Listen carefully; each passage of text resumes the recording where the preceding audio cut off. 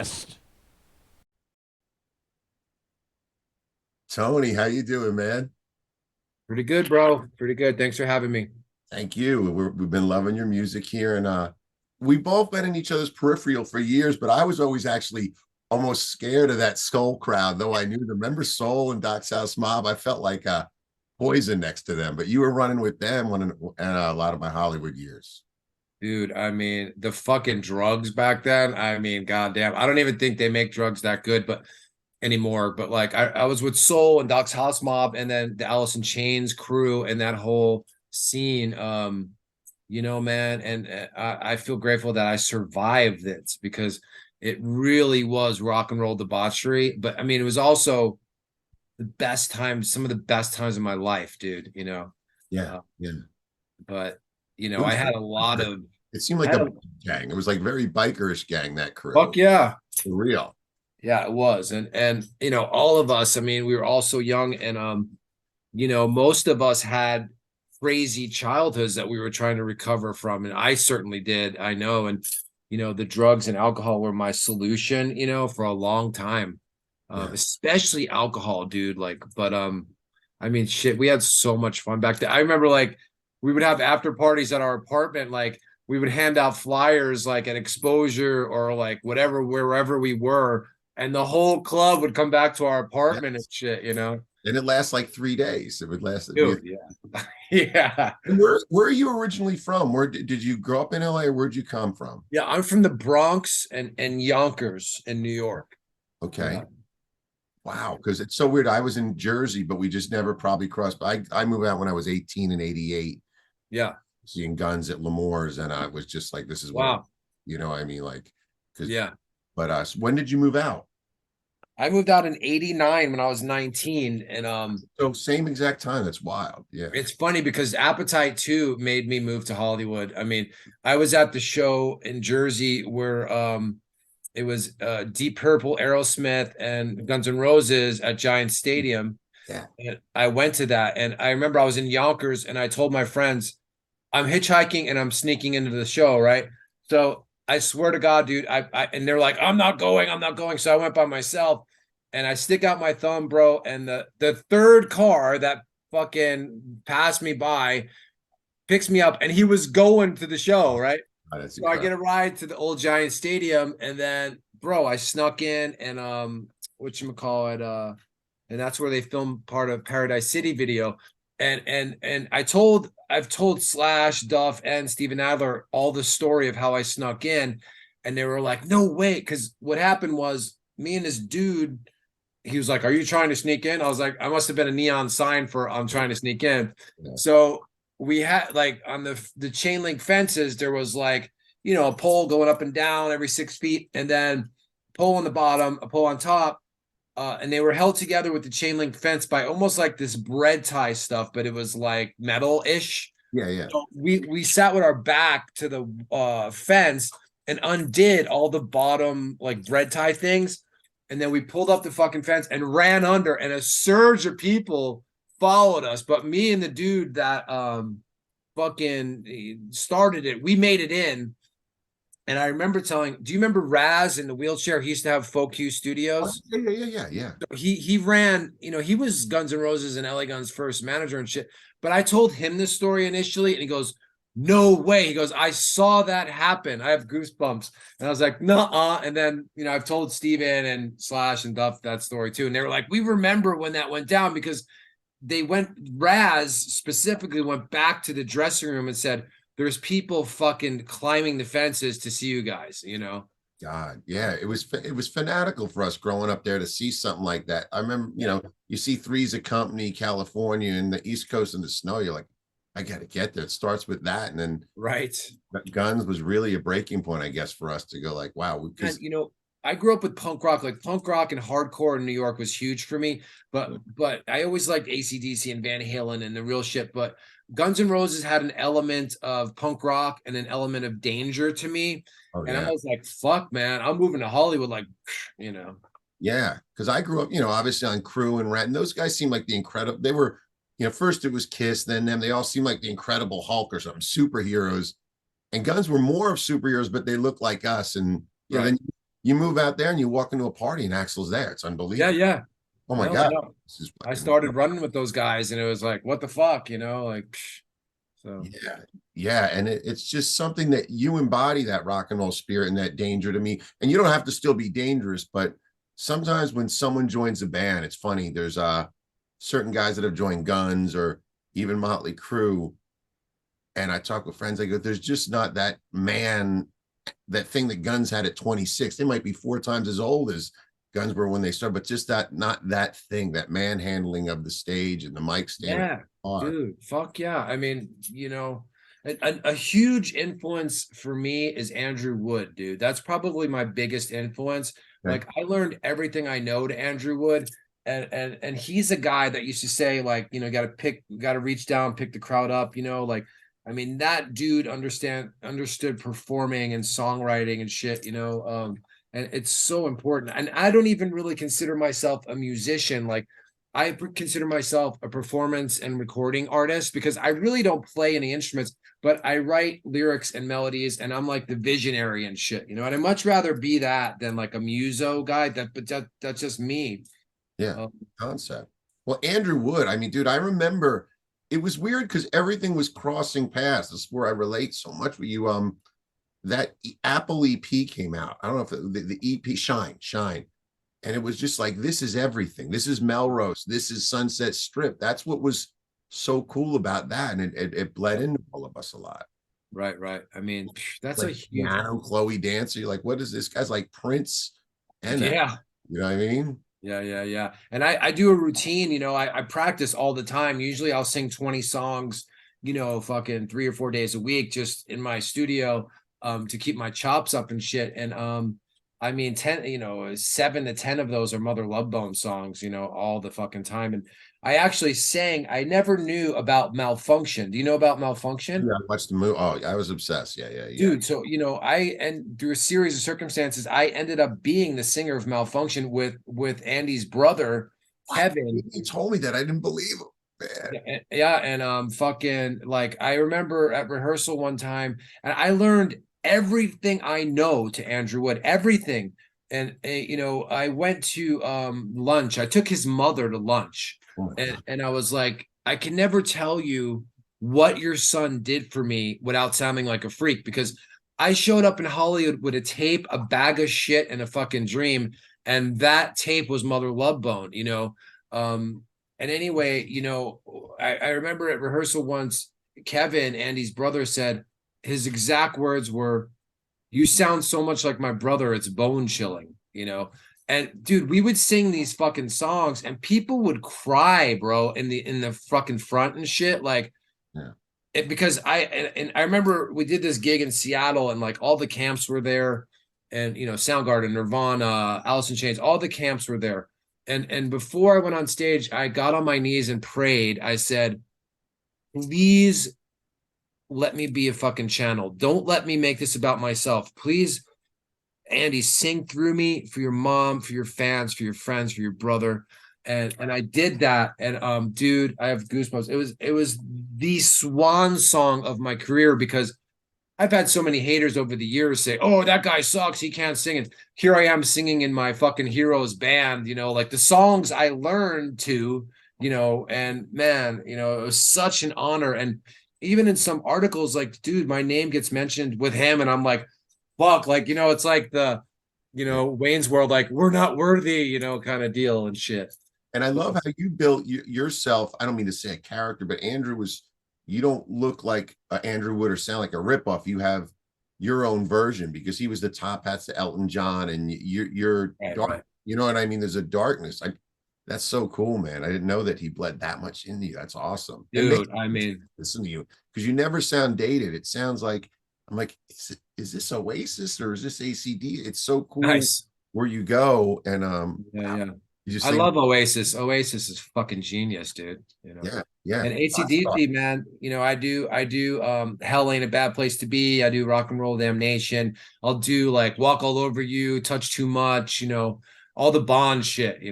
Did you see when fucking Axl was singing in AC/DC? He did such a Biggest regret of a concert I can't believe I didn't go to. dude, it's on YouTube. He I did watched such it. a killer fucking job. You know, we were taught, I had a friend, we were saying it's funny how if you think about Axel, he's always showing up late. He never comes to shows and he goes and joins AC/DC. And ever since he's been showing up early to shows. Yeah, yeah, yeah. What happened over there? I think that was a big transformation with him over Right. there. I You know? think he did a stellar job. And of course, there's haters. Oh, that sucked. I'm like, did you actually watch the because he sang the Brian songs better than Brian has sung them in fucking 40 years. And Yeah. then the Bond stuff, I mean, he was just nailing. And you can even see like the guys in the band were like lit up, like Angus, especially, like you could tell he was having a good time. But I didn't see it live, but I've watched a lot of it on YouTube. Well, you keep talking about haters, and it's funny because I could see that. Like, I've always loved what you've done. I've been seeing you since a lot, Dragonfly, the Viper for years.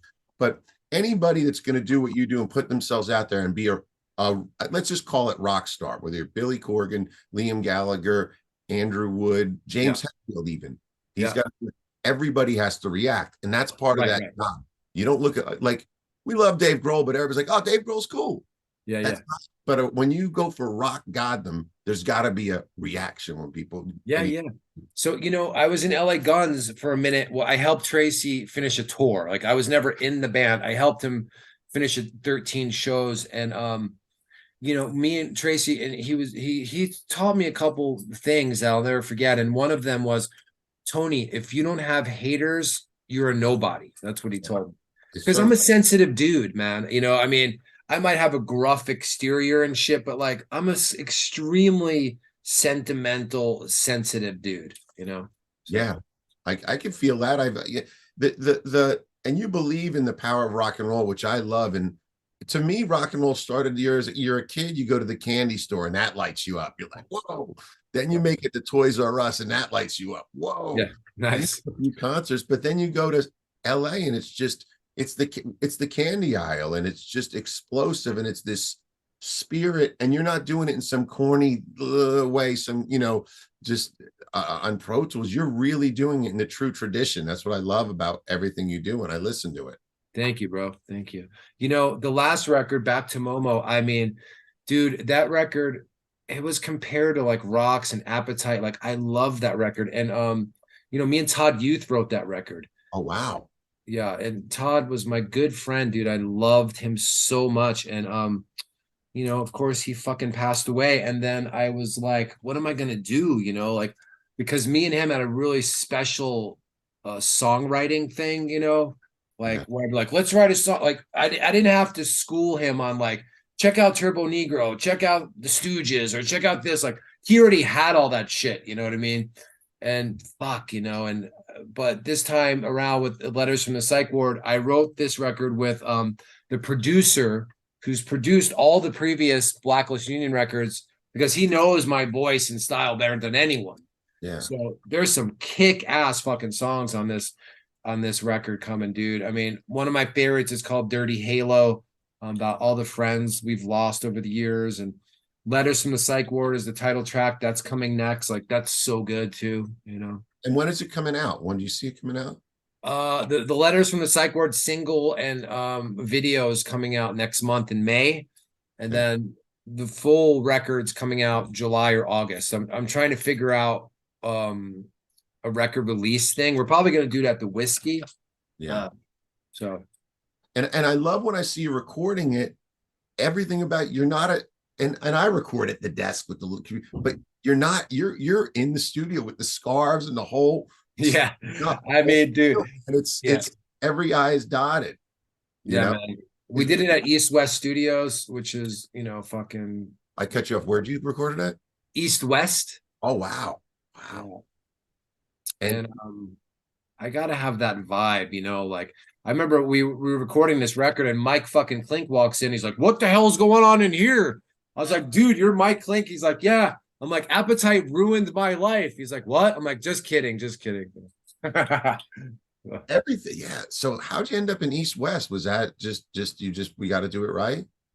I mean, me and Todd did the last record at East West and the Village. When we did Back to Momo, we did the drums. Matt Starr played drums on that. And we did the drums, bass, and rhythm guitars at East West. And then we went to the Village. And Jeff Greenberg's an old friend of mine. When I was, recording with Stone Temple Pilots, I was doing that shit, East West too. Um, but yeah, I like to be in the real Yeah. shit. You know what I mean? I get it. What's the story with the pilots? I saw you had a few songs that you had sung with them on your YouTube Yeah. channel. What was that So, story? so I submitted 3 songs like everybody else did, and then I got a call back, and they sent me 3 of the actual tracks, and man, I mean, dude, it was down to the wire, and I didn't play with them in person like a couple of my friends did. But even Scott's wife and a couple of people were like, dude, these are great. And you know, it didn't sound exactly like Scott, but like the spirit of the songs were there. Like, the fucking spirit of the songs. Like and I was like, man, if I was playing these songs for 30 years, I would want something fresh to it. But Yeah. they got the guy they got, and he's kind of, like a carbon copy of Scott. But I understand, it's like, Minus the danger is what we're talking about. Remember, minus the danger to me. dude, Scott was like so fucking and he was always at the Viper Room, and he was always around too, Scott, I'm super tight with Tommy, and we recorded it Yeah. live when he they would just be out of their minds, just go. Yeah. His studio was cool. That I love Tommy, dude. Tommy's a great guy. so many dudes that we've crossed paths with that are just great and still doing it. Yeah, yeah. Wow. So the it's funny. Do you know Jeff Angel and postpartum depression? I mean, he's had bands since. No. He had a similar. You would love this record. That he almost was the singer of what's it Velvet Revolver, but he had Oh, yeah. a What's band with his name? Jeff? Jeff Angel. I'll turn you on to it after this. It reminds me of you. He's a rock god. Duff had a band with him. Walking Papers Oh, yeah, yeah. with the drummer of Screaming Trees. But I liked it better when he didn't have a guitar in his hand. I love that you don't have a guitar in your hand. I love it, a front man. Me too. Dude, I saw Muse on my birthday, October 4th last year, and I love that band. And like the only thing I could think of was this band needs a front man. Like, Yeah, and that's yeah, Muse. Like they're amazing, but yeah. I saw him too. If they didn't have the $1 zillion lights, it could really bore you. I mean, they got more lights than Times Square in that band. they do have a lot of lights, yeah. Yeah. What new bands are you digging, listening to right now? What's your favorite new? I found this band called The Sword, which Yeah, is they've been around for a while. I really like them. And then my girl, she's turned me on to some stuff too. Look where I mean, dude, I love Mark Lanigan. I mean, he's been around forever. I like that dark kind of, yeah. um, let me see if I can find the playlist. My girl, she's so cool. She made me a playlist of songs like, oh, here it is. Of course, I mean, Turbo Negro's been around forever, but I love them. I love old blues shit. There's this band called Saturna from Italy that I just got hip to. It's like Saturn with an A at the end. Um, All Them Witches is another one. Have you heard of that? I have heard of them. Yeah, Yes. they're really cool too. But those are new bands, and that I've just discovered. Um, but I'm a fucking like I like the old shit. I love Rose Tattoos, one of my favorite bands. Yeah. Warrior Souls, one of my favorite bands. Great, weren't they? Dude, I mean, Oh, yeah. good. I mean, they're one of my biggest influence. Warrior Soul, I always try to drop Warrior Soul and Mother Love Bone in interviews because so many people don't know who they are. And then, of course, Ian Astbury was a huge inspiration for me too. Did you see that video where he broke up the fight a few weeks ago? It was Yeah, amazing. yeah. Dude, I saw him. It's that Titan. I saw him last year at the Greek. It was great. It was, and he was so good, like he was so good. And he said some cool shit on stage too. Like I really have a lot of respect for that guy. I saw him around once, and he was with my friend, and I said, "Who's your homeless friend with the braids?" And he's like, "What?" He's like, "That's Ian from the Cult." I was like, "What?" I'm like, "That's like my biggest influence." Like, well, one of them, but Andy is. There's a great picture of Andrew Wood and Chris Cornell and Ian Astbury in like 89 or 90. I don't know if you've seen that picture, but I haven't, but I loved when I watched the Mother Love Bone, the video they put out, that video that they were talking about going to see the Cult, because you realize the Cult, oh one of those bands that changed everybody.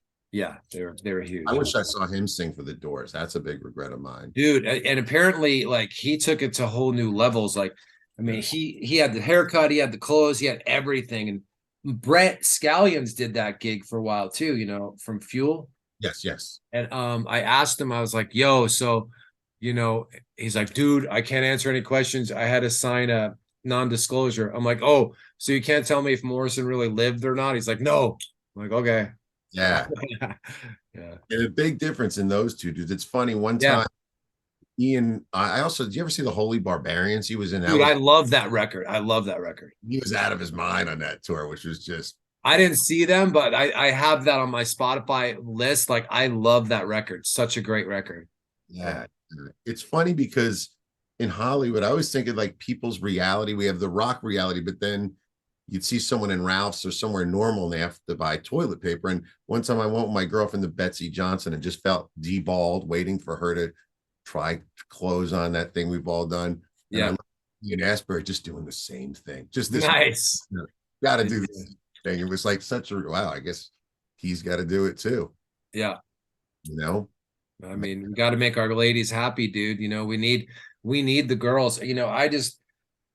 Dude, the queen of everything, like that's about my fucking now ex-wife. Like I loved her, dude. I wanted to be with her, for the rest of my fucking life, and it didn't happen, and it was fucking devastating for me, dude. Really, I'm at the age where I've already done all the wild shit. Like I want to have a partner in life, and I mean, the queen of everything's a very, very meaningful, sentimental song for me, and because I was devastated, over that loss.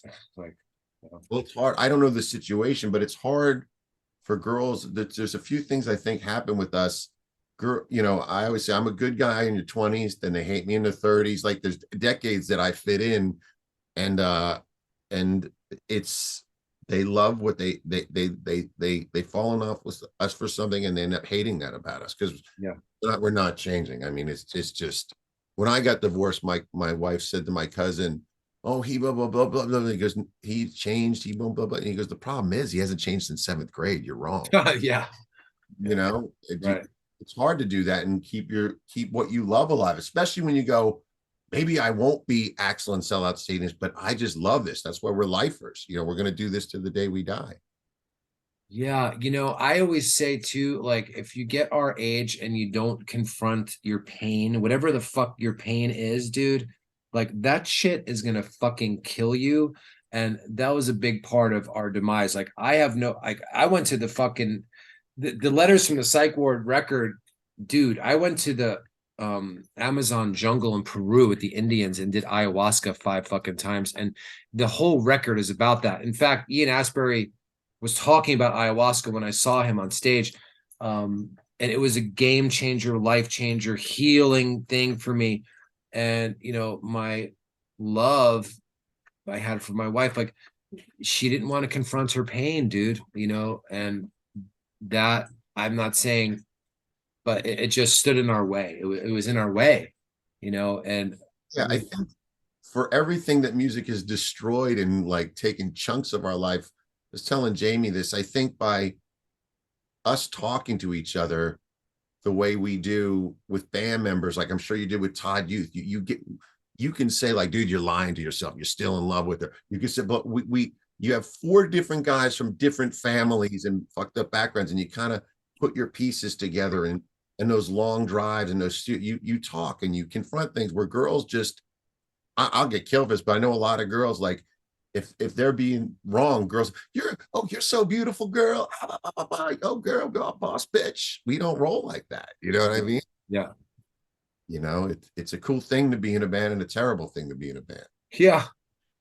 I mean, with Todd, dude, I many times I was like, Todd, you can't be doing that shit anymore, bro. Like, we're too old to do that shit. Come on, like, you're gonna die. I'm not gonna die. And, another one, Mike Starr.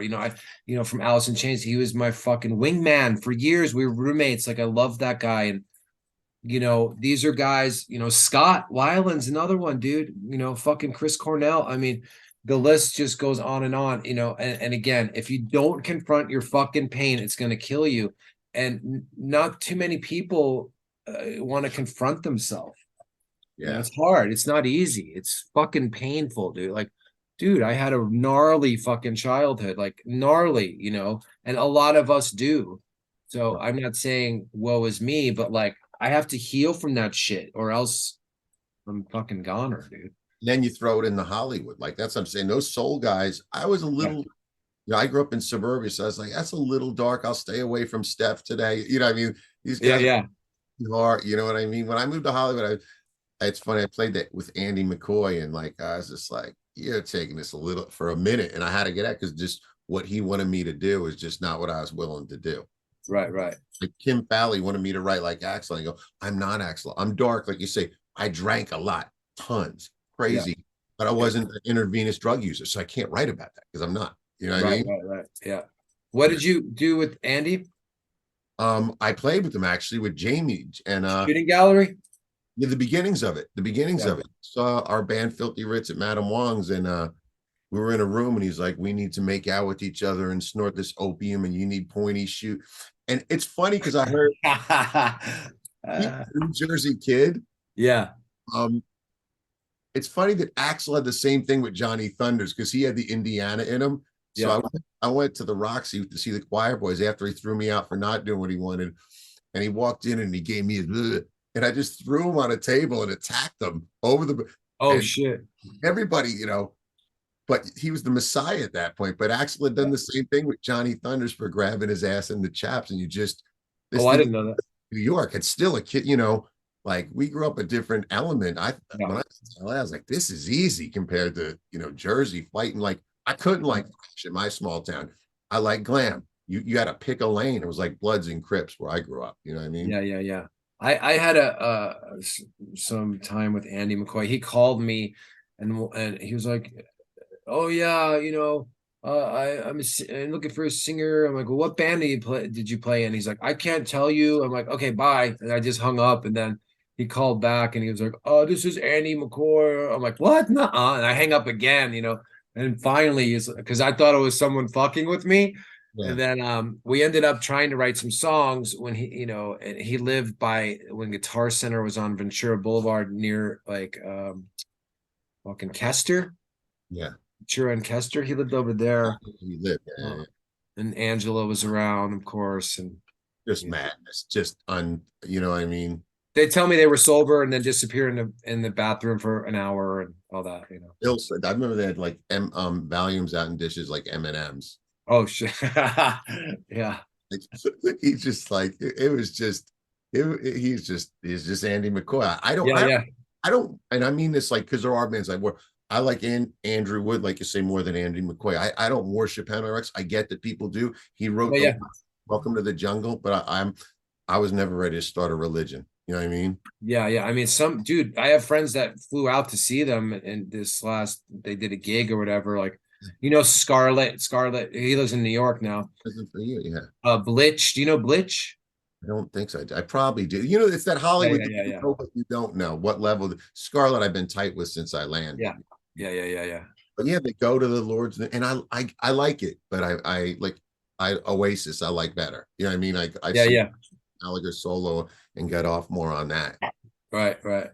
So what's your writing process? Because you say you don't really play guitar instruments. What's your I jam? mean, I'll come up with rhythms on bass sometimes, or you know, usually I get the music and then I write the melodies and lyrics, you know.